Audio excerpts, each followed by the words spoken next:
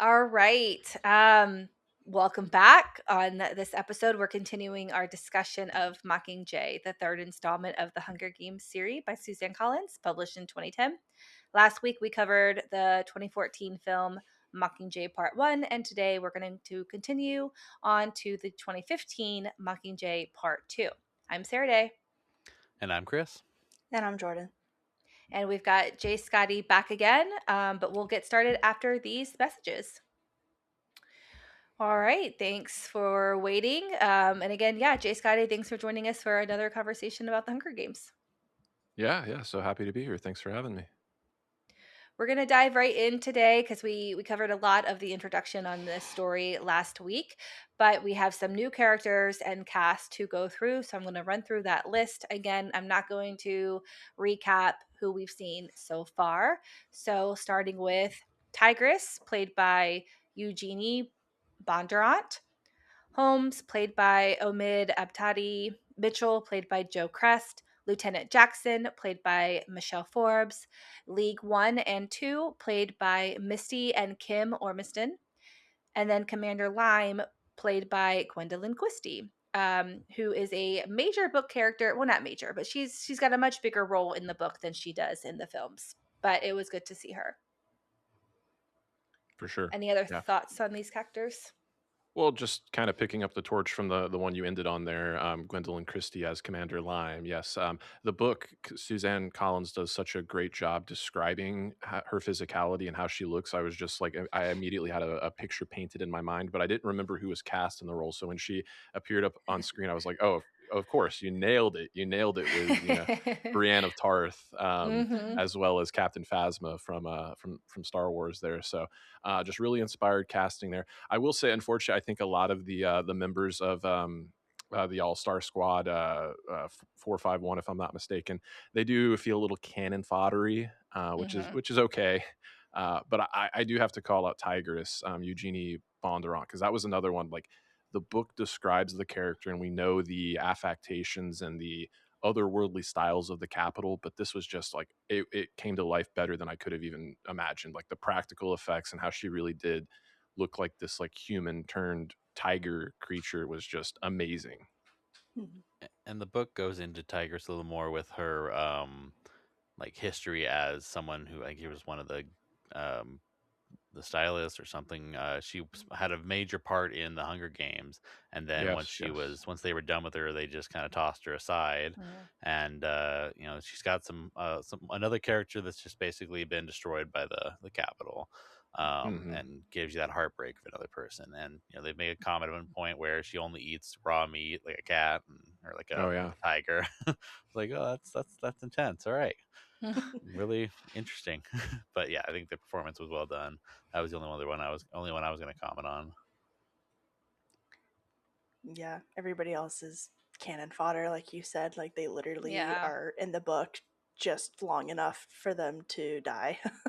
Crazy to choose your elite people in all these areas and then just hold them back and put them as your group that's just Mm-hmm. getting filmed. I was like, what? You don't need the elites for that. You could just choose anybody for that. True But that. it True looks that. cooler. Yeah, as long as it looks Yeah. cool, you're fine. And the one member in particular that I felt like in the film felt especially cannon foddery was, and we didn't say the name on this one because he did appear in part one, but was Masala. Because like Masala at least had a few like sequences as like the makeup stylist for Cressida, and then there's like even a sequence where I remember he's like loses himself in the moment and thinks he's back in the capital for a second and complains about like some modern inconvenience in Phoenix. Like, really, dude? Like we're in Yeah. the middle of a war, and he does die unfortunately in the book, but in this one it was like, oh, that guy, I thought he died earlier. I actually thought he died alongside Mitchell, because there was another body there that I wasn't clear whose body that was. Maybe it was Boggs, but I wasn't sure. Again, that's Yeah. that So stuff that goes way too fast, and you're like you be understandably like we talked about, but you lose track of these people really easily when you're not Yeah. Yeah. uh, And having time to think about them. you do in the book too, because I remember, and sorry to get ahead of things, but like I had to reread the sequence like in the subterranean area with the mutts chasing everybody. I had to read it like 3 or 4 times because it's like I did that too. you have the standoff where the final league and Jackson say we're going to hold the ground, and then you have Finnick's death. But in between, I'm like, what happened to Castor? What happened Mhm. to Holmes? And you do lose them in that sequence, but it's not. It's again, it's like Suzanne Collins, just the frenetic energy and chaos of war. You don't have that time to be like, okay, who did we lose? Who didn't we lose? It's only after you get the moment to breathe that you get to tally the losses there. Yeah, that was a section with the audiobook that you really had to stop doing anything else and not be doing the dishes while you're listening and just sit and listen, because I was like, oh, Yeah, I got to go back. I missed something there. I missed something yeah, there. I missed something yeah. there. Yeah. Well, and that's where, Finnick and Katniss both like they're joking like welcome to the 76th Hunger Games, but like that part felt the most like the Hunger Games of like, Truly. right at the beginning, the cornucopia and the mad dash, everybody trying to get supplies, and you just hear cannons going off of people dying, and then it's not till later when you spread out again and in the evening where that's when you get to see, okay, process, okay, who got killed at the cornucopia. And so that, Hmm. that part of it, while yes, very chaotic, very like stressful and hard to follow, like it's hard to follow in the Hunger Games too, like in the True, arena, true. Katniss has to think and do the mental math of like, okay, I saw this person, I saw that one go down, but I'm not sure. And then like counting the cannons and like that kind of mental math and like the battlefield calculus happening, it felt, it's different, of course, because you're not in the arena, you're in, an urban area, but it felt familiar in that way. Yeah, it's a great call. Going back to the beginning of the book, or I should say movie, not book. We're about halfway through the book. So we open up this film with going to the nut. And this is what we talked about last week with Gale and his willingness and his ruthlessness. And they're talking about how to take this location, and they're talking about closing off all the exits. And that's when she really starts to like see and realize and internalize that Gale is like this. Yeah. But they end up filming a propo at this location as they're waiting for any survivors to come, and we get the whole moment with her helping the guy, but he holds the gun to her, and she does end up getting shot. Yeah. Gale, I like the book version of these scenes better. Again, I understand we got to cut for time. We've got more stuff to do that's more arguably more important later. But in the book, Katniss takes the time to talk about why this particular instance of Gale's ruthlessness is so bad, because they are from the coal mining district, Right. and people, her father, his father died in coal mining accidents where the tunnels got blown up and they couldn't escape and they suffocated and they burned alive, and like that is particularly triggering for her. And she's like, it should be really, she doesn't use this language, but she's like, it should be really triggering for Gale. Like, how can you stomach doing that on purpose to another person when we know so many people personally who have died of that exact thing? Like that, like you said, like that, this moment really gives her pause, and she really is like, oh, like you're not who I thought you were. This is another level, And so I wish that the movie had taken just a couple of more lines to draw us back to the mines and her father and his father, and like the personal connection of why this is actually so much worse than just, blowing up a mountain and trapping people. Like it's very, very personal, and I think Suzanne Collins like deliberately wrote it this way to bring that call back to the mines, and I wish the movie had taken the time to bring us back to that as well. For sure, for sure. Yeah, because it also in the book, it's like the whole sequence really does a lot to establish how callous Gale has become. But the line that's kind of sticking out to me is like he's kind of like trying to justify, and with all the pushback he's getting, not just from Katniss, but even like people like Beatty. And he says, So what is the big issue we have that they're going to have some time to like think about their deaths rather than it just being instantaneous, and like it just comes across as so out of touch. Yeah. Well, and uh Gwendolyn Christie's character makes the comment like there are civilians in there too. Right, right, right, That right. like it's not just capital and like peacekeeper personnel inside Right. it. Like, it is a military base, but there are also civilians in there too. And so again, like, you see Katniss, there are innocent people in there who are probably working there with guns to their head, being forced to do it, knowing that if they resist, they will be killed or their families will be killed. And so again, like, she, being in the Hunger Games, she understands doing whatever you have to do to survive, including killing people and doing terrible things. And she understands that, these people are probably, the civilians are probably in there against their will, and it's not fair, it's not morally right to kill them and give them no way to escape, just to prove a point or just for some bigger goal. Like, and so we just see again, Katniss so determined to protect the innocent and the people who are just doing whatever they have to do to survive. And that difference between her having survived the Hunger Games and been in there, and Gale not having that experience, and him not understanding, having to do horrible things for your survival. Or like, Katniss has constantly had her mom and sister and Gale be threatened by President Snow: if you don't do what I want you to do, I'll kill them. And so that difference in them, and her seeing like he doesn't even have that, trauma of like, I have to protect my people in the same way. Like, we talked about, he is very protective, but like, it's just a little bit different in this instance. And he is still willing to harm civilians and innocents without that like immediate threat of like, gun to your head, you have to do this to survive. And so, screw Gale, as always. He's got Screw the Gale. anger without the consequences. She's experienced what her actions have caused when she acts out on that anger and hurts people without thinking about it, because she has experienced the consequences from Snow, from even in the Hunger Games, the immediate consequences of her own soul getting kind of ripped up a little bit from having to kill people that she didn't want to. Yeah. Right. So she recovers from this, the shots that she has taken at the hut, at the nut. Sorry, and Nobody I, outpeaches the hut. as she um, is healing, she discovers that she's not going to go back out. They're like, "Your job is done. You've done what you did as the Mockingjay. Thank you." And she like, "No, I want to fight. Like, I'm in this." And they're like, "You can't. Like, you have no training. You've skipped all of your training." So she and Joanna go through this training together. I think it's 3 weeks in the book, and then they're with these rookies, and they finally get through to the final test, and it's like testing your biggest weakness or something like that. And Katniss does make it through. Joanna does not. She was tortured with water. That's her biggest fear, and she doesn't make it through that trial. So she gets to go off. Katniss does, to join the Star Squad.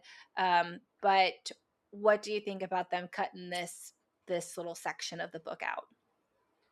This is definitely a change that I have thoughts on, and I'm conflicted because on the one hand, you lose a lot of that burgeoning friendship between Katniss and Joanna with those sequences there, and I think there is something to be said for with the scope and epic nature of the book, and again the natural trajectory and expansion of this story and the arc that Katniss is on. She really is, again, we talked about the difference between the first two and this one. Like, you're in the arena in the first two, and now this is actually a full blown out war. So I think there is something to be said for the value of turning Katniss from a survivor into an actual trained soldier, and showcasing that she has those merits and she's earned her place on this squad. But that being said, I do think for the film, I understand why they made the change, and I actually do think it works, and it's one of the more effective changes for the sake of the film. Because again, we've been talking about like, who is Katniss, what makes her who she is. So the big change here is how she finds her way on Squad 451. If I'm not mistaken, there's like a sequence where she almost like stows away in like a hovercraft, and like that felt very Katniss to me. That, like, that's Katniss going rogue. Yeah. Orders be damned, I'm going to do what I know I need to do. And I thought that, just for the purpose of the film, that felt like a very natural way for her to find herself on the front and a Mhm. part of the Mhm. squad. Agreed. And in both cases, I feel like eventually the 13 decides whatever she's doing, we have to make that look like it was our plan. And so they Mhm. specifically say it in the film, but I think you kind of see it happen throughout this whole second half. in the book more so, where like people are watching her, people are going to follow her, so we have to make Mm-hmm. sure whatever she's doing is our plan. But I think it also goes back to Coin seeing her as a threat a little bit too. Every Totally. time she makes a choice that people are following, that means that they're not. If she doesn't put her forward as the leader, that makes her a threat, and they talk Yeah. about that a bit here too. Well, and J. Scotty, your point about it being very in character for Katniss to stow away and just say, screw the rules, I'm going to do whatever I think is right. Mm-hmm. That is her final test at the end of the Mhm. training montage is, you know, her biggest weakness is Listening. not following orders, Mhm. right? Oh yeah. Okay. And so Okay. Yeah. like Yeah. Yeah. it's kind of a show don't tell or a show versus tell Sure. situation where like And it this still is she makes the fails. point that her biggest weakness and her biggest, flaw in the eyes of Coin and District 13 and Snow is her inability to just play by the rules that others have laid out and her inability to follow orders. But like the book shows us that she's smart enough to recognize that in herself and see that they will use that against her and think of that as a weakness, and she's playing the game and she can outsmart them to still get what she wants. So yeah, and then losing the friendship with Joanna I think sucks because you skip all the way to the end when they're voting on doing a symbolic Hunger Games, which is not really symbolic because there's still going to be dead kids at the end of it, but whatever.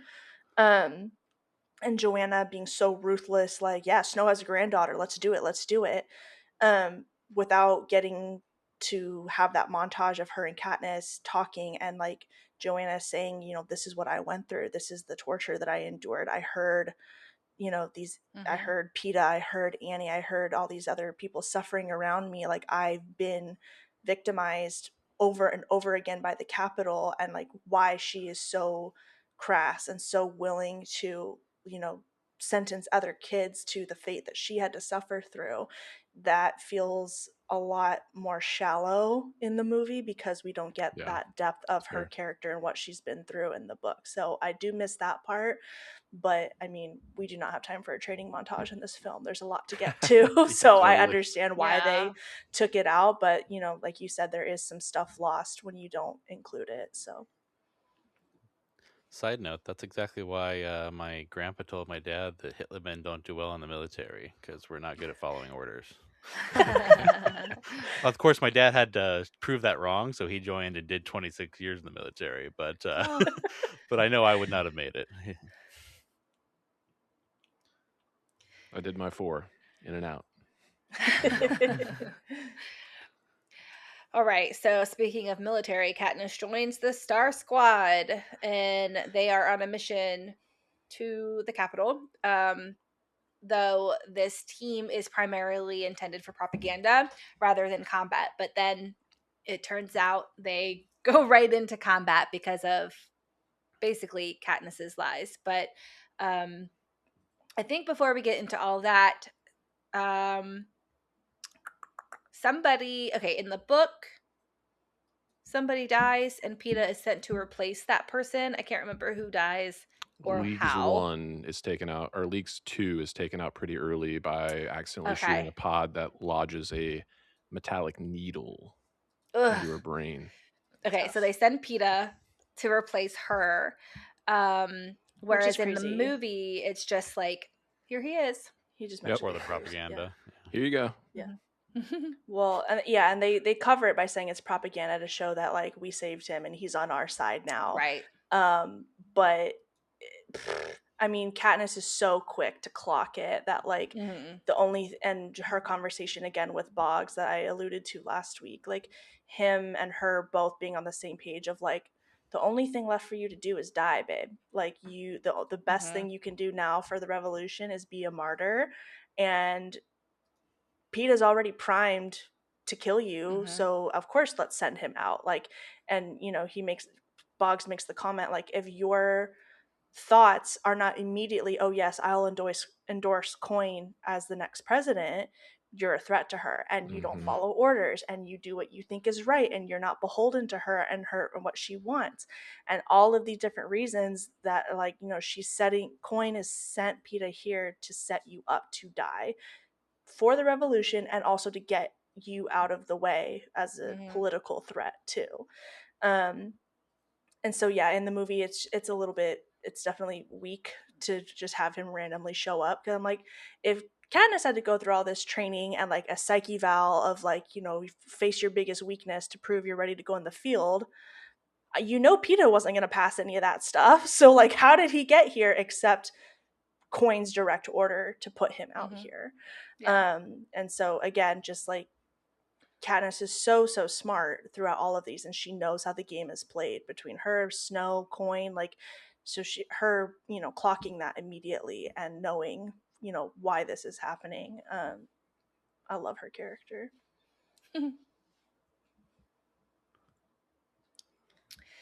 Yeah, so this is when things start to pick up. This is when we're going through the Capitol. There's all these pods, and that's why they're like, "Oh, we're back in the Hunger Games." Now things don't really change. She doesn't start the lie until after Boggs is killed, and we're in that courtyard area. So he gets his legs blown off, and then we get that black wave of tar metal vine things. And we lose. This is when Peeta reverts back and tries to kill her, and they're trying to help her, and he pushes Mitchell into the black tar, and then they make it inside. So there's a lot to unpack there before we move on to her lie about her secret mission. I mean, obviously, the death of Boggs is devastating, Mm-hmm. devastating in the book, and again, um, the book or the movie does a pretty good job of adapting that relationship to the best of its ability. Even as we've debated whether or not there should be two parts or one extended part. It's just one of the um, inconveniences of filmmaking versus the book source material there. But again, with his limited screen time, Mahershala Ali definitely makes you feel the impact of that death and how it weighs on Katniss there. But also just again, like the book does such a great job of describing these sequences. I had a pretty good job in my mind's eye of what everything looked like, but I could not just I could not get the black goo as menacing as it was portrayed in this film. Like it really like it felt like caustic and corrosive and dangerous. Mm-hmm.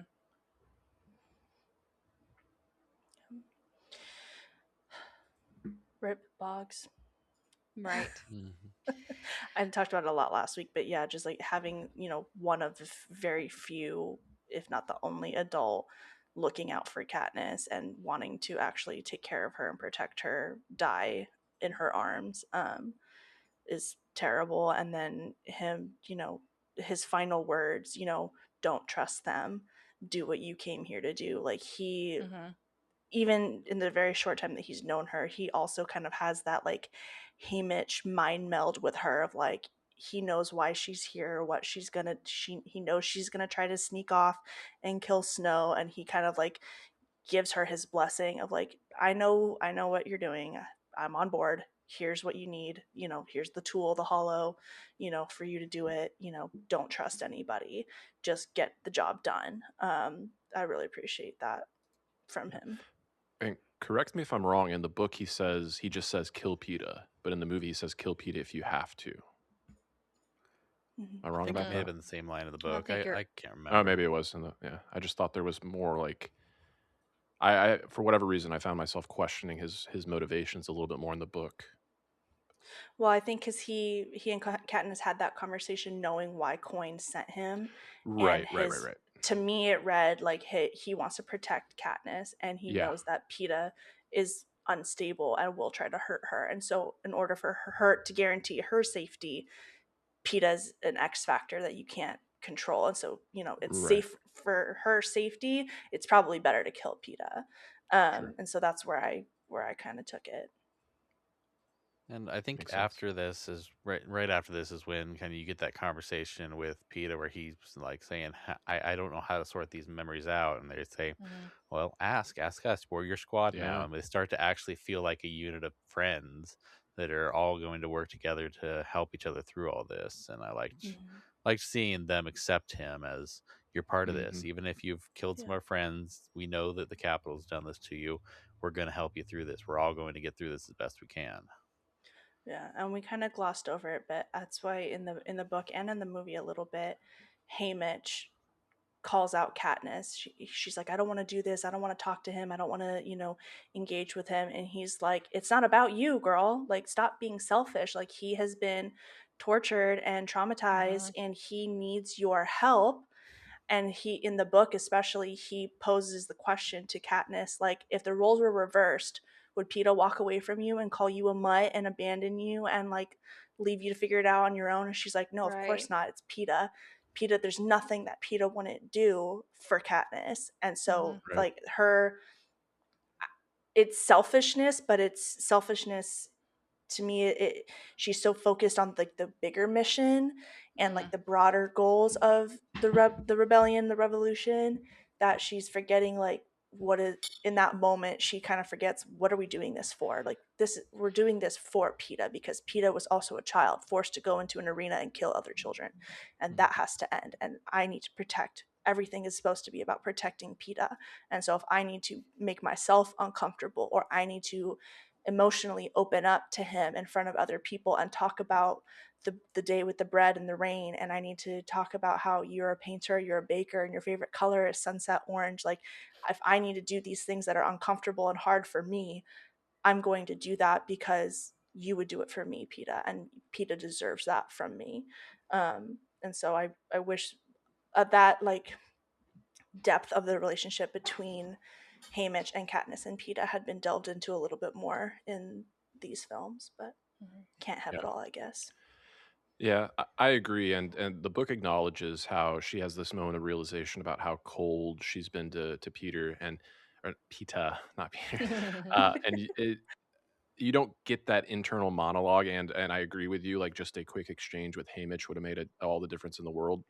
But you slowly see her start to soften to him. But prior to that, she just comes across as a lot more harsh to me in the film than she does in the book, because you don't get those internal insights. And one thing in the book, like, she talks about, like, she mourns Peeta. She has mourned that loss, or started to mourn that loss in a way. So to have him back kind of presents a whole new pain. And you get the line in the movie where she calls him. She's like, "I wouldn't be killing Peeta. I'd be putting down a capital mutt," which I think Jackson says, well, that kind of disqualifies you for the position as well.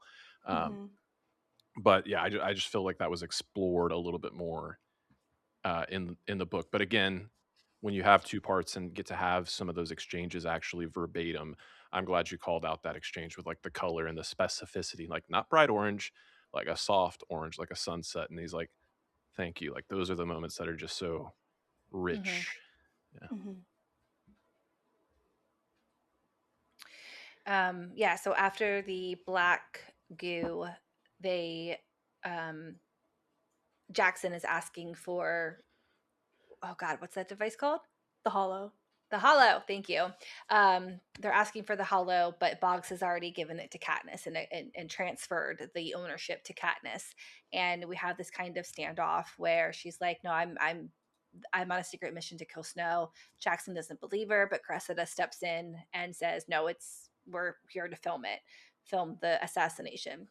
So they all accept the lie. They all know it's a lie, but they accept it, and they continue on through the Capitol towards the mansion. Um, Now, I might be confusing things in the order of events here, but we had the conversation that you guys were just talking about with PETA, real or not real, and we have the hiding out in the apartment buildings, and we have her finding. They go into a room and a Capitol citizen is there, and she begins to scream, but Katniss shoots her. Um, and then there's some other things that happen, I think, before we go into the sewers, but they're basically too exposed above ground. And the building is exploded, and they finally think that the Capitol thinks that this group of people have perished. So they go underground. So they have a few days before they're discovered, that their bodies are not discovered, I guess I should say. And that's when the mutts are released in the sewers, when the Capitol realizes they are not finding these bodies, and they've realized they're down below. Yeah, just to backpedal a little bit, just to cover a scene that took place and kind of what you fast tracked us through. When they think that they've killed Katniss, like President Snow gets to get on screen and basically say, she's not a leader. She just had a small talent with a bow and arrow, but she wasn't a thinker. She wasn't a leader. And then President Coin cuts in, and I just kind of I don't think it's in the book, but I loved it in the movie where President Coin repeats what Snow said, but he says that she was just a girl that was plucked from obscurity, and she says picked, and he's like, I said plucked. And I noticed that too, and the fact that he took umbrage with the fact that she changed his word choice. I got a good chuckle out of that. Yeah, I think it's fascinating because, they talked about the best thing she can do is die and be a martyr, right? And then, like, she's presumed dead, and that happens, and she gets to see, even in her death, she's still a pawn for both of these sides of the same Right. coin. Forgive the pun, I didn't mean to do that.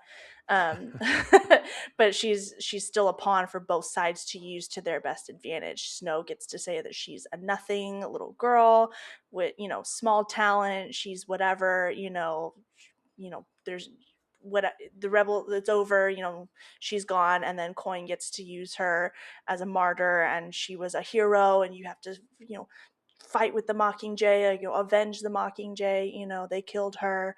And so, a lot of this story, we're seeing her being part of the propaganda machine and making the propos, and then to just kind of be removed from it and be on and just see it happening in front of you is like a little bit jarring almost, because you've been behind the camera making it, and now you just get to see like the results without you. It's like both, again, she just keeps being reminded that these are two sides of the same coin, and both of these entities, the Capitol and District 13, are just as bad as the other and cannot be trusted. Right. Yeah, and it's actually just kind of dawning on me now, the choice to name President Coin. I think you're right on the money again. No pun intended there. But yeah, she is just another side of the coin. She is the flip side of the coin to Snow. Yeah. Not only, and she's also cold hard, calculating cold hard cash. So yeah, Yep. nothing is lost. And Yep. that's a lot of what war creates, is someone who's got that perspective on things, and that's part of what leads to her decision in the end to say this is not going to be any better than it has Yep. been if we have just another leader the same. Yep. Right. Back to them going to the sewers.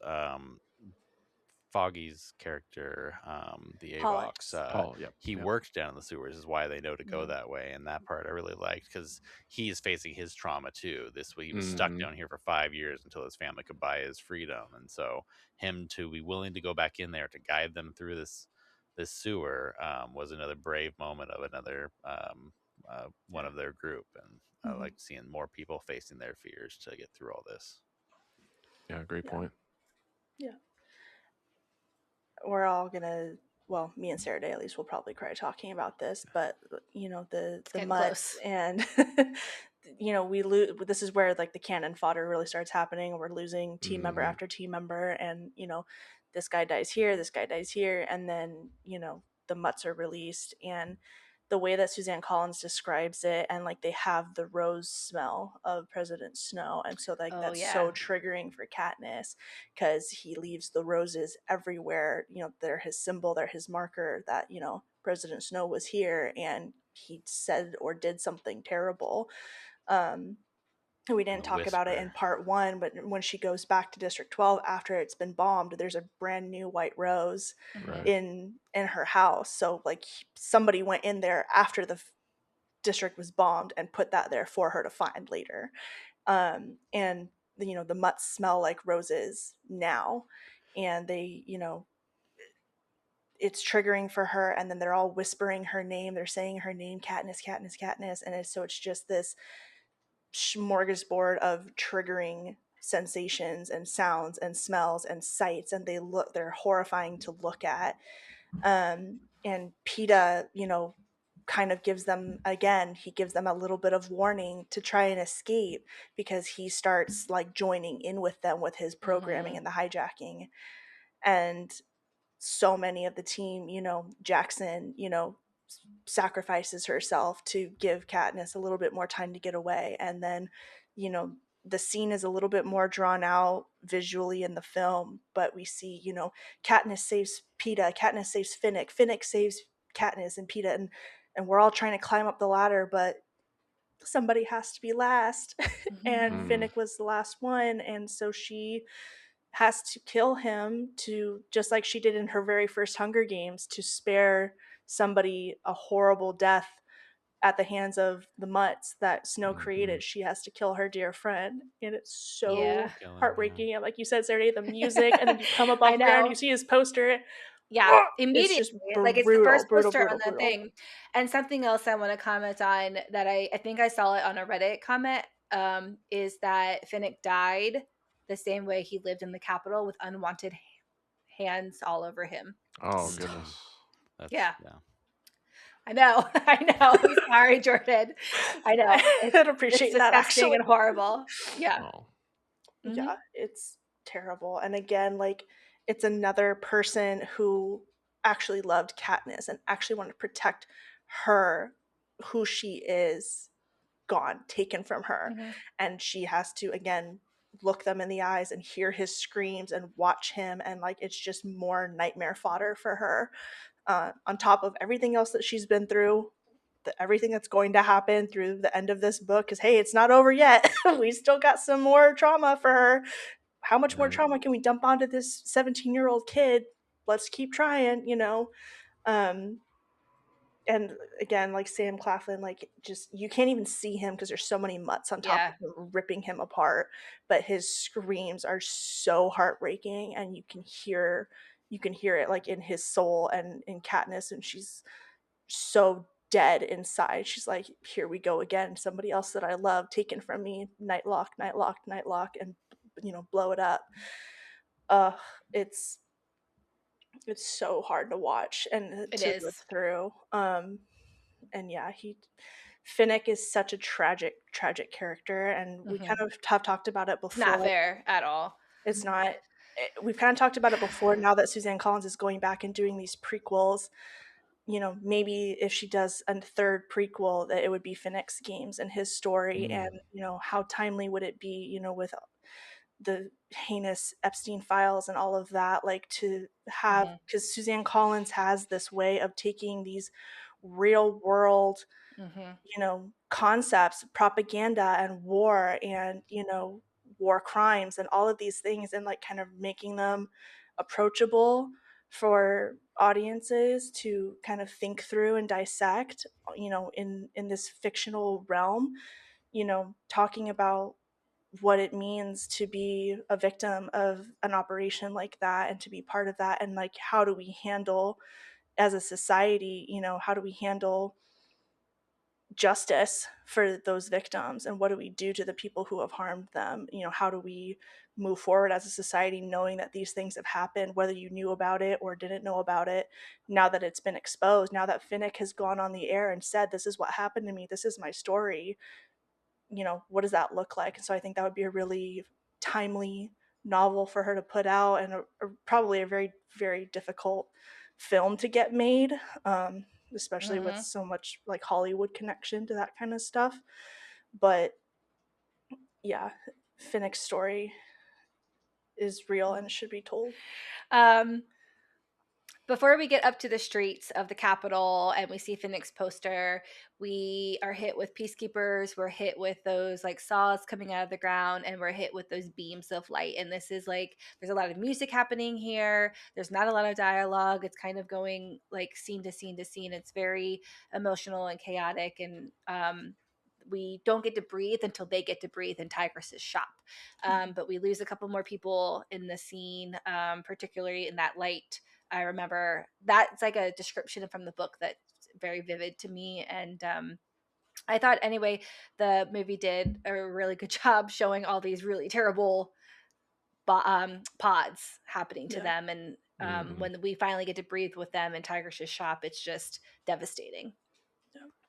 I wish they had kept that particular pod of the light the same, because the way it's described in the book is he like melts Melts. like It's Indiana awful. Jones Yeah, style, like Raiders of Raiders the of the Lost Lost Ark. Ark style. Yeah. Like I wish they would have kept that, because for him to just kind of like blow Fall up, into because cubes. Yeah. yeah, it just because like obviously it is fake, but like it just looks so fake, and it's like how do you change the atoms of his body from flesh to hard cubes? And it's like I get that it's a callback to like the training montage in Catching Fire where she's shooting the arrows and Good they Oh. call. explode Good into call. cubes. Like I understand that like visual thread, but I'm like it took me out of it because I'm like it's just so like the physics just are not physicking to me. It Mm. doesn't make any sense versus like the light and heat having it be like, you know, a heat lamp and literally melting the flesh off his bones. Like obviously I think they made the change because that is such a gruesome thing to depict. Yeah. I And I For don't it's know that sure. I would have wanted to see that. And they also take time to really like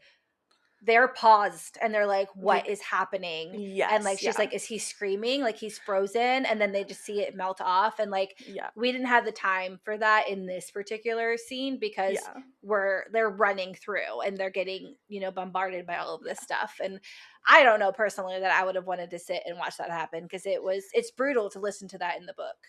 Yeah. The The part other that one just is so weird and fake that I just like I you took me out of it. Like I'm I trying mean, to be emotional about all the deaths that are happening I and like the know. intensity of the escape. Like I'm trying to stay with you guys, but like that's too far for me. My suspension of disbelief can only suspend so far. Like that just took me out of it. the part that I struggled with this whole film was how long or how much work it would take to get all these pods installed in the Capitol. I don't see the infrastructure of the Capitol being able to handle this all across this part of the city and make everything look normal, and then have all this stuff pop up in the middle of their city in the time frame they had to do it. I'm just like, They yeah, might have people are built not it that in. efficient. Like Yeah, they I never think it said was that they were. probably Yeah, as they're Well, they building the were. Yeah. Capitol, they probably built these things in. yeah. How That would have many that's Capitol terrifying, but civilians yeah. were the Yeah. victim of accidental triggers that were just Right, covered up that's what by I worry Caesar about. Well, I They wonder flickering? tuck. if they like could, because I don't know when. You know, we get Snow's story, but and I haven't seen the film, so I haven't visualized what the Capitol looks like in his story, but um, you know, You're like talking in Songbird. the Ballad of Songbirds and Snakes. Um, but like how we got to this point, like and why the Mhm. Capitol was built, and like who like they probably did create the Capitol with these Yeah. security Could be. in place, Yeah. prepared for some sort of revolution, Maybe. and then They they could talk just about switch letting them the on and game off. makers do all this now, and so Yeah. I think that's where I think a lot of Did this they? came from the game Okay. makers doing this now. Now, and I Then know yeah, they you're have a right. lot of Where's this. the time for all this? Yeah, I have all this. They have all this figured out for the Hunger Game things, but those take years to build up these Yeah. each of these things. Yeah. So the fact that the city has all this installed, I was like, yeah, I work around construction stuff with my jobs. This doesn't happen this quickly, This is even not in Well, the a and future. permit. in the beginning of Ballad, like he talks about how like he basically survived, you know, the dark days and the civil war between the first civil war between the districts and the capital, and how everything has been destroyed and they're living in rubble and like destroyed buildings. So like they have to rebuild the city anyways, and so the rebuilding of the city, I'm thinking coincides with Snow's rise to power. And Yeah. so, as they're rebuilding the city and as he's coming to power and creating the Hunger Games that we are familiar with in 74 and 75 that we see in these books, he's like, well, you know, just make a couple extras and throw them under the ground in this area and make a couple Yeah. extra. And, you know, and then it also talks in this book in Mockingjay how, you know, there are a lot of pods around the president's mansion, but because he's calling the refugees there, they can manually turn them off, right? Mhm. And so if you just manually have them off all the time and then you are switching them on now that the capital's under attack, like all that never I never even thought about it. You It didn't know, bother me. It made It's not sense. maybe that big a there's deal, like but an it's inventory of these things that they can throw into the games, and they have all these things, and maybe it's things that they've seen in games in the past, and Hmm. so like it's already like they have all these things, they just have to take it and put it in the capital. So Yeah. like it might have been the game makers, but like they already had this inventory of these Yeah. pods that they can use, and they just, instead of putting it into a game, they were putting it into the city. I can get Yeah, past it. Just threw me off a little bit. Sure. I like the conversation. It's spun off here and all the world building, and I accept all the headcanon. It's good stuff. But I wanted to dial back again just to kind of talk about it from like a filmmaking perspective. I agree. Someone used like the language like we don't get to catch our breaths until they do. So yeah, it's Mhm. very thrilling in that sense. But and I do agree that I think this is as thrilling as it is. There are a couple of like instances where I think you start to see the effects and the strain of the budget just a little bit. Like even with like the meat grinder, it looks a little too shiny. It's like I'm, I can tell that's computer generated, but it's well done enough that it doesn't, suspend my disbelief or take me out of it. But the praise I do want to give to it, and I meant to bring it up during the Mutt sequence too, but I think beginning with the Mutt sequence through this whole entire extended sequence, it's shot really like the choreography, like the placement Mm. of the action, where they choose to put the camera, where we're tracking the characters. A lot of times in action movies, it can feel like frenetic in a bad way. Like sometimes you use that, to captivate that sense of like chaos and confusion and the fog of war. But other times you can tell they just weren't talented enough to, make sense of the action sequence. And you're kind of like, how did that person end up here? How did they end up over there? What was the sequence of event? Where did I miss something along the way? I cannot say that at all about this extended action sequence. It's very thoughtfully and methodically laid out and visually captured. Yeah. One other thing that I forgot to mention in the sequence of events is the moment between Peeta and Katniss. And it's right after the light beams, and he's like struggling to stay sane, for lack of a better word. And she kneels down, she gives him a kiss, and she's like, "Stay with me." And that pulls him back, and he's like, "Always." Always. And it's a short little moment, but really, really impactful. Yeah. Good call. Well, and Katniss, it's at the beginning of a chapter. I don't think it's happening during this sequence, but at some point in the book, she recalls that scene on the train before catching fire, before the Quarter Quell games, where she asked Peeta, "Will you stay with me?" And he doesn't, in the movie he just says always, right there, but in the book and in her memory in this book, she's like, "I think I was asleep, but I feel like he said always." He waited until he thought she was asleep before he said that. And so I liked how it got brought back here, where like now like we can make that, we're both fully awake, fully in this moment, and I can say, "Stay with me," and you can say, "Always," and we're still choosing to be with each other and choosing to protect each other. And they are each other's anchor to reality in this moment, and the anchor of what are we fighting for in this moment, because everything is just gone to shit. Finnick is dead. Peeta's literally losing his mind, but you're Katniss and I'm Peeta, and we stay together and we protect each other, and that is enough to keep them going and keep them where they need to be mentally, and to keep them moving forward physically in this moment. So I really like that callback. And what you're bringing to mind now that was kind of lost on me right up until this point, but there's in the propaganda in part one, there's that, motif of like, this is what they do. What do they do? We know what the Capitol does. And now she gets to kind of say, like, what do we do? What do we do for each other, Peeta? We keep Mhm. each other alive. We protect each other. That's what we do. So we know who we are. We know who they are. So just kind of owning that. Like we've been Yeah. talking so much about like her actions are how we know who she is. This is kind of her coming into her own and her owning and knowing who she is and what makes her who she is. So very empowering and inspiring moment for sure. Yeah. So we've reached Tigress's shop. They have a moment to breathe, figure out what's going on. Katniss apologizes and admits to her lie, and they're all like, "Yeah, we all knew, You're not a very but good we're liar, all, Katniss. we're all here for the same reason." And then they pass themselves up, and they dress themselves up in Capitol attire, because Snow has made the announcement that anybody within this perimeter can make their way to his house for protection. So Katniss and Gale get dressed up to go. Peeta and Katniss say a goodbye. And that's when we hit the streets, and we we see all the kids. They're pulling the kids from their families, saying the kids can enter first. They get bombed, and then she sees Prim. The second wave of bombs explodes, and then we kind of cut to black there. Mhm. him calling everybody to the mansion, the whole time all I saw was, oh, he wants human shields. He Mm-hmm. knows they're getting close. He wants all these people around him so he can hide amongst them and have children as his shields. So I don't doubt he's willing to kill the children for that purpose. But that's what makes this so muddled, as he's trying to convince her it Yeah. was Coin in the end here, and that it was Mm-hmm. not him. It's they're both willing to do it. And they both needed to die. Yeah. Well, and I think there's a difference in this moment for him, not obviously not defending him, but like there's a difference between using the children as human shields and being willing to sacrifice them for his own safety, which is evil, obviously. But then for the other side of that coin, being willing to kill children, actively kill, be the one, ordering the bomb drop and killing them, you know, to me is they're equally evil. Like the children should not be involved in this at all, but obviously this version of the world doesn't care about the lives of children, otherwise the Hunger Games wouldn't exist in the first place, right? So, Right.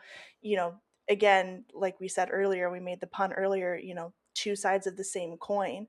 you know 13 and Coin are willing to kill children, and Snow is willing to use them as human shields, and then you have that mass casualty event. But I appreciate, again, like speaking to Katniss's character and her intelligence throughout and her understanding of the game through all of this, she immediately clocks that Snow is doing it as human shields.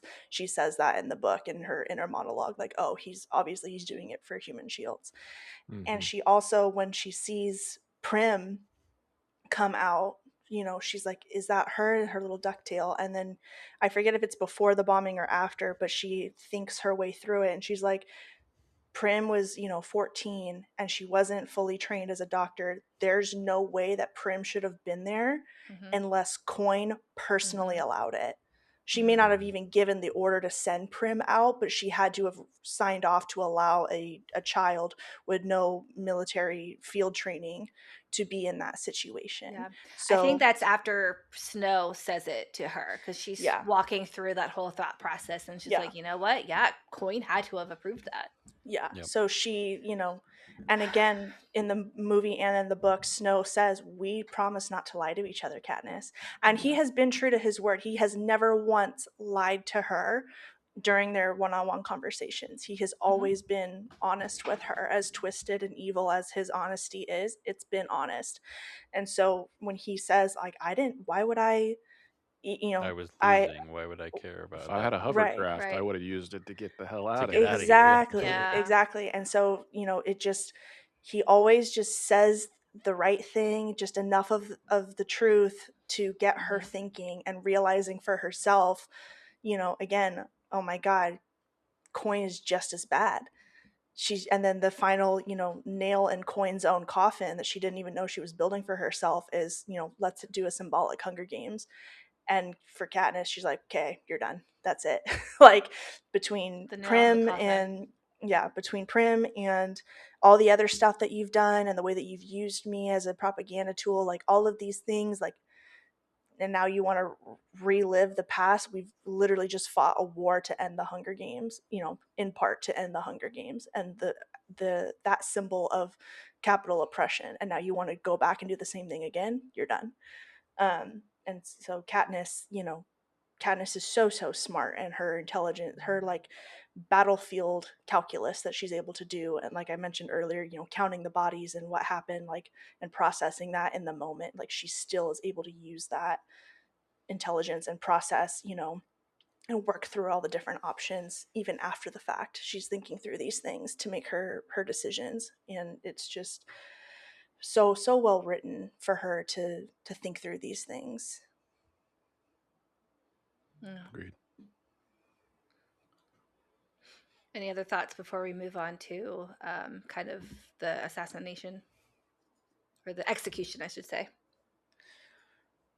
She gets that scene with Gale where they talk about, the bombs, because we get the scene in the book and the movie of him talking to Beatty about it and, luring people in to have a Mm-hmm. second bomb, and, they've had their disagreement about it already.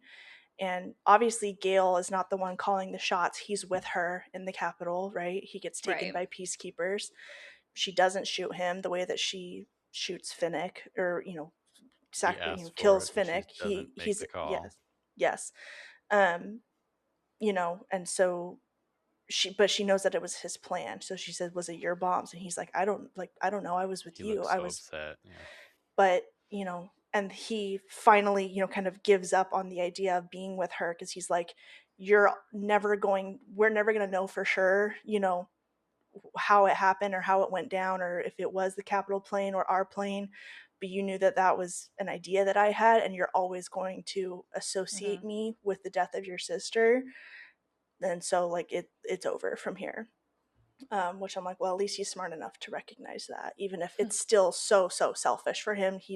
I don't think he ever even apologizes that Prim died, and that he, may or may not have had something to do with it. He doesn't ever say, "I'm sorry," like, I He wish does I. acknowledge that he was supposed to keep Prim safe, and he failed Mhm. at that. And I can't remember if he actually said the words "I'm sorry" in Yeah. the But it still movies, but seems I know he selfish. says He's that. always thinking, Yeah. I was supposed to do this and I failed. It was Yeah, I'm bad, not your. Yeah. I'm sorry for you.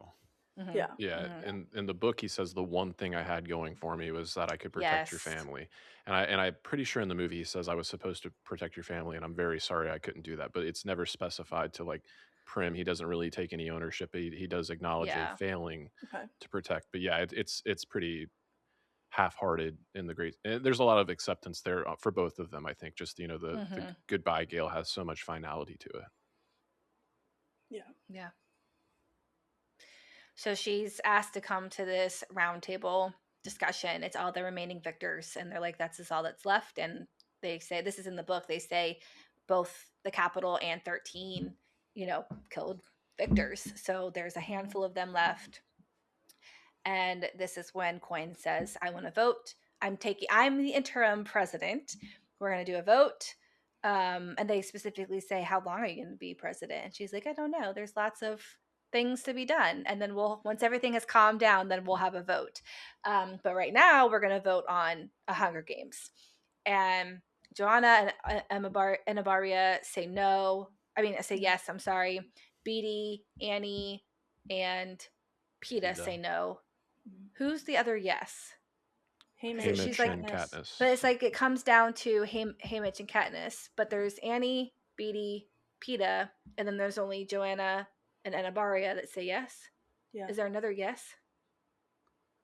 Does Coin get I don't a think so. vote? No. No. I just thought it was tied before it got to Haymitch and Katniss. But I think she said you need like a quorum of 4, and okay, nobody Yeah. can abstain. So once they'd reach 4 yeses, that kind of sealed the got deal. it. Okay. So, and then this is when we have a really good connection between Haymitch and Katniss. And in the book, we say this is when we find out how well he really knows me.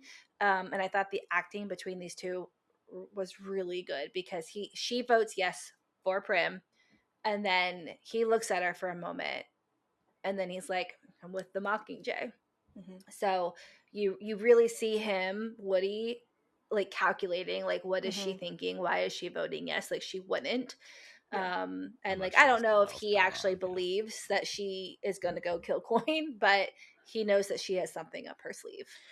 Yeah, he knows that she has a plan. He knows her well enough to know that if she's saying she's doing something for Prim, if it's for Prim but it also doesn't align with her values and how hard she's fought to end the Hunger Games, he knows she's got some sort of plan. And so he has enough faith in her, just like she has faith in him during Hunger Games, during those 74th games and the 75th games, where I'm going to trust whatever Haymitch says, and Haymitch returns that trust. If Katniss is doing this, I trust her.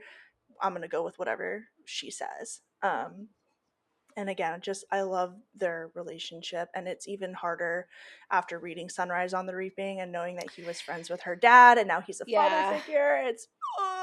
There's a I lot I was love going to them. mention earlier, like, looking back at the trilogy, you think Catching Fire has so much of his story because they're looking at his games, but there's so much in this book that you'll see in the Sunrise and the Reaping too. Like, they say, he mentions that he had a sweetheart and a family, and that's what happens when when you win the games, is they kill everybody you love. And like, Mm-hmm. we're gonna see that in Sunrise on the Reaping.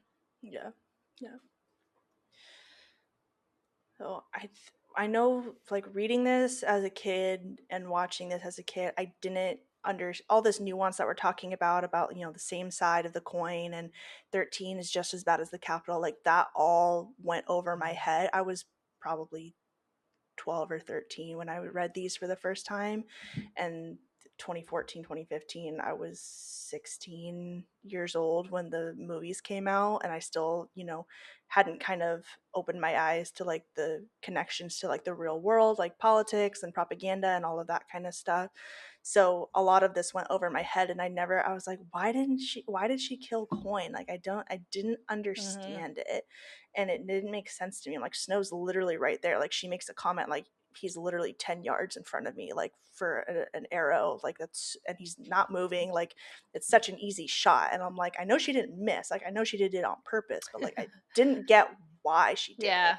And so it's been really valuable, really eye-opening to reread and rewatch, 10 plus years later, and be like, that's why. Because anybody who can say that the Hunger Games is a good solution to our problems has to go, for, because it doesn't matter. Mm-hmm. And the point that PETA makes at that round table is like, this is how we got here in the first place, because some other people sat around the table and voted to put children's lives on the line to atone for sins of adults. Mm-hmm. And, like, that's how we got here. We can't repeat history. We can't repeat this cycle and keep it going. That's just going to produce more hatred and animosity between the capital and the districts. Like, it has to end at some point. We have to break the cycle. And, like, now as an adult going through this, I'm like, okay, I understand now. She's breaking the cycle. She, instead of, taking the easy path of giving the people the blood that they want of Snow and this figurehead who did all of these terrible things, we're going to get rid of Coin, this actual, another evil mastermind taking advantage of the situation for her own power, for her own gain. And I'm not going to be a part of repeating that cycle and allowing these atrocities to continue, as, Mm-hmm. like we've been talking about. I'm Katniss Everdeen. I'm going to do what's right. I know what's right. I know who I am, what I stand for, what I fight for, what I am willing to kill for, and I'm not going to be a part of this new world. We're supposed to be a better world, and you want to keep these old terrible habits. I'm not doing that. We're going to end it here and now.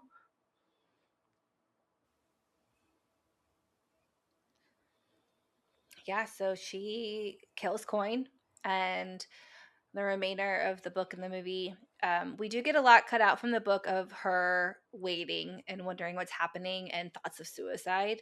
But she ends up going back to 12. She's trying to live life in the best way she can with all this trauma. Well, she's actually not, not until other people start arriving. But Haymitch is sent there to watch her, and I forget the name, but it's the old woman from District 12 is Greasy there cooking say, or her, greasy sigh, however you cooking, say yes, that. Say. cooking her meals, making sure she eats. And I think she has a granddaughter there. And then the cat comes back, and she breaks down with the cat, and then PETA comes and he's planting primrose plants. Um, and then they have a moment, and it's the "you love me, real or not real, real."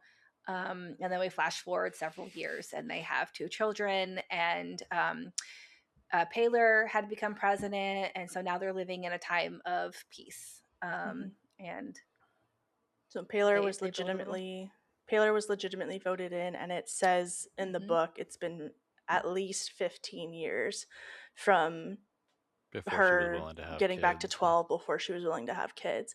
I do Mm. remember growing up, there was a lot of discourse about Katniss making the decision to have kids, and, like, she was so traumatized, like, there's no way she would have had kids, and blah blah, and, like, she never talks about her future. She never plans for a future. She assumes she's mm-hmm, going to die in the Hunger Games, and then she survives the Hunger Games, and then she assumes she's going to die in the Quarter Quell because she's determined to save PETA, and then she survives that, and then she thinks she's going to be executed because she killed Coin, and then she survives that, and it's only 15 years later, after 15 years of healing and processing and growing and evolving, where she tells PETA, okay, fine, like, the world is safe enough that I will bring children into it. Like, she she makes some comment back in the first Hunger Games about like Well, that's I what I would was gonna never. say. It's a full circle moment Yeah, because she tells yeah, Gail, like, I'm not gonna have kids. Like, why would yeah, I have kids just to put them into the Hunger Games? right. Hmm.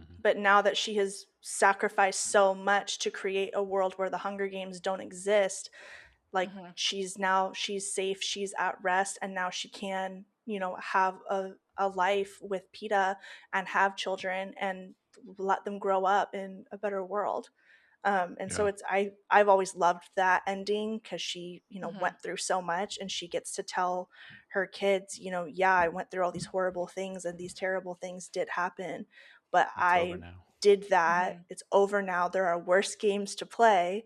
And now I Mm-hmm. spend my time thinking about all the wonderful things that I've seen people do and all the good deeds that people around me have did and have done. And that's the life that I fought and sacrificed for so that you, my children, can have this better world to be Mm-hmm. a part of. And I really, really love that ending. Mm-hmm. The book goes into her fears of while she was pregnant with the first one, and a little less so in the second one.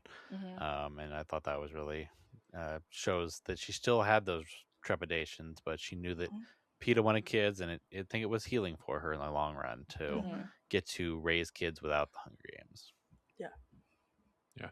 And there is just a real bittersweet nature to this epilogue, which I really appreciate as well, because while she has had to undergo so much healing and self work to develop these coping mechanisms to still deal with it, like that's the thing, like as much healing as there has been, it's never going to leave her. And it brings up we didn't highlight on it, but when she was talking to Gail about how he's never taken a life, and she can't describe to him how they never leave you, like once you've taken that Mm-hmm. life they stay with you forever. She's still dealing with that. That's why she still has the nightmares.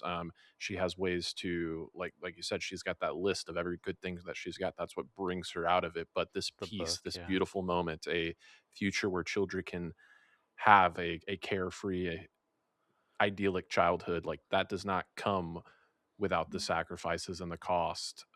So in that sense, I thought it was kind of like the perfect button on this Mm-hmm. thing. Just a Mm-hmm. moment of reflection, a certain Mm-hmm. air of optimism while kind of reflecting on all that was required to get there.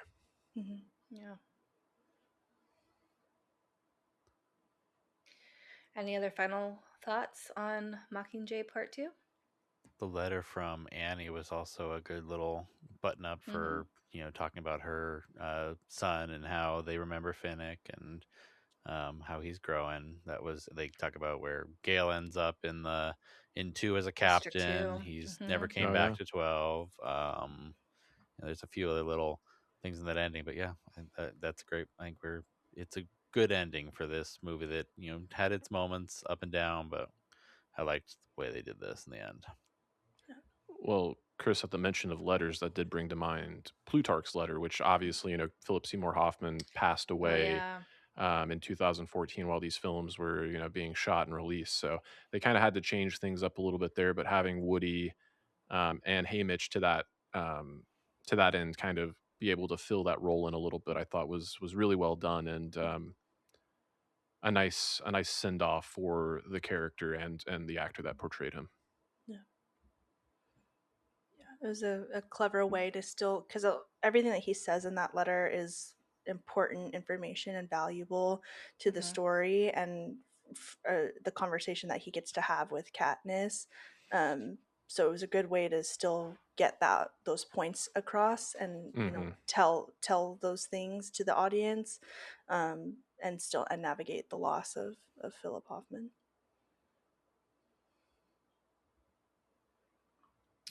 All right. Do we want to talk about bookmarked moments? Favorite part of the adaptation, least favorite?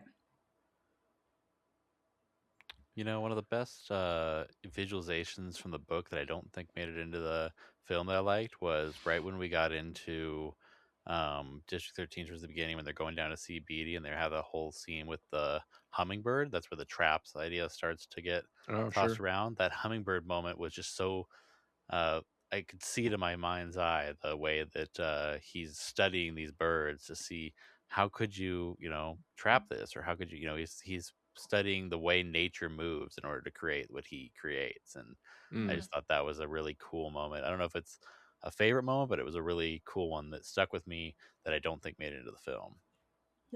Yeah. One moment that we haven't really given a ton of time to, and it's understandably so, but I think works both in the movie as well as the book, is just the role that Buttercup kind of serves, like bookending either side of the story, like the fact that she rescues Buttercup for Prim, but then they've always kind of had this disdain, a begrudging acceptance of each other, but then they really get to have this catharsis where, as she's like wailing, Buttercup wails as well, and they really just get to console each other, even though they're different species. There's just this, like, coming together and breaking of Heartbreaking the both hearts, but healing species. back together. So yeah, I'm a cat person, so I really appreciated that aspect of it too. So Yeah, I love the Buttercup storyline. I really do. The I Nine wanted to Lives of look through the Katniss credits and though. Buttercup. I wanted to look through the credits to make sure no animals were harmed in the making of this, because when she's throwing the stuff at him on the sink, I was I like, know. I know this is a Yes. product of like special effects, but the way that cat is not like moving at all is like Yeah. frightening.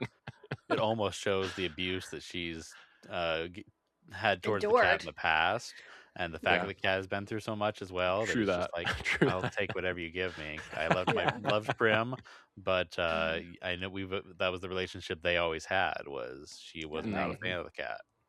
Yeah. Well, we kind of skipped over, but that cat survived the bombing of District 12. Like, Right? and Oh that's yeah. part of why Prim makes such an effort to go back and save him at In during the bombing 13, of yeah. 13. She's like, I have already left him behind once. I can't live with myself Mm. if I leave him behind Yeah. again. So yeah, Buttercup's been through a lot. Buttercup has seen some shit. So he deserves the happy ending, and we don't really get to see it in the film, Yeah. but Katniss talks about how, like, after she has this moment of, screaming at him, and he's, crying back at her, and they're both mourning the loss of Prim. She's like, Buttercup and I become friends, and I give him all of my bacon. Oh yeah. And Yeah. Yeah. and Yeah. they get to, bond and like forge a new relationship with each Yeah. other, afterwards. Similar to the PETA relationship, they weren't Mhm. on the perfect terms, but they all Oh yeah. learned to become a family together and how to get past their trauma together. Yeah. Good comparison. Yeah.